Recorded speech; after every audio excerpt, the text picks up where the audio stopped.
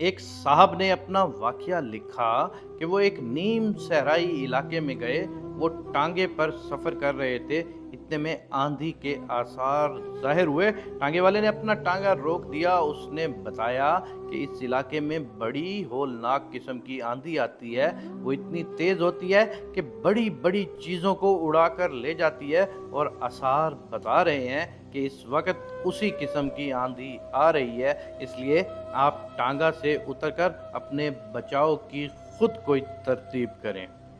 आंधी करीब आ गई तो हम एक दरख्त की ओट बढ़े ताकि हम उसकी आड़ में पनाह ले सकें। टांगे वाले ने हमें दरख्त की तरफ जाते हुए देखा तो चीख पड़ा। उसने कहा, आप दरख्त के नीचे हरगिज न जाइए।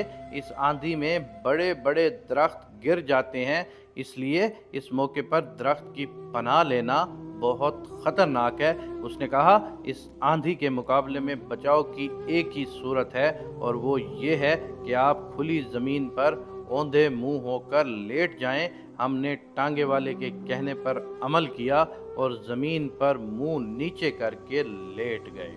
आंधी आई और बहुत जोर के साथ आई। वो बहुत से दरख्तों और टेलों को उड़ाकर ले गई, लेकिन ये सारा तूफान हमारे ऊपर से गुजरता रहा और ज़मीन की सतह पर हम महफूज पड़े रहे। कुछ देर के बाद जब आंधी का जोर ख़त्म हो गया तो हम उठ खड़े हुए। हमने महसूस किया कि टांगे वाले की बात बिल्कुल दुरुस्त थी। आंधियां उठती हैं तो उनका जोर हमेशा ऊपर ऊपर रहता है। जमीन के नीचे की सतह उसकी बराह रास्त जद से महफूज रहती है। यही वजह है कि आंधी में खड़े हुए दरख्त तो उखड़ जाते हैं, मगर जमीन पर फैली हुई घास बदस्तूर कायम रहती है।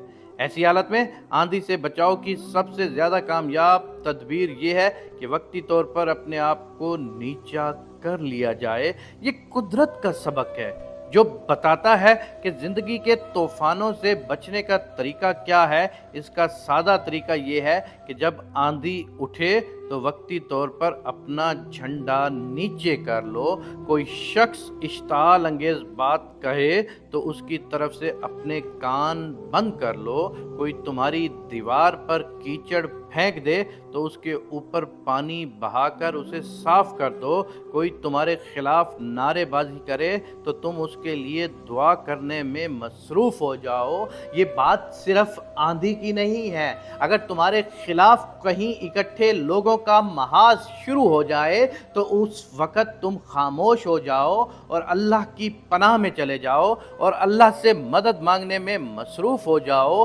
याद रखना कि तुम एक बहुत कमज़ोर इंसान हो। तुम कभी भी किसी भी किस्म के बंदों से या किसी भी किस्म के तूफ़ान से और ज़्यादा बंदों और ज़्यादा तूफ़ान से मुकाबला नहीं कर सकते। तो इसका सबसे बेहतर हल ये होता है कि उस वक़्त वक्ती तौर पर तुम्हें ओट ले लेनी चाहिए। खुदावंद करीम से दुआ है कि ऐ मेरे परवरदिगार, हमें किसी भी बड़े नागहानी तूफ़ान, आंधी और लोगों के शर से हमेशा महफूज रखना। आमीन या रब्बुल आलमीन।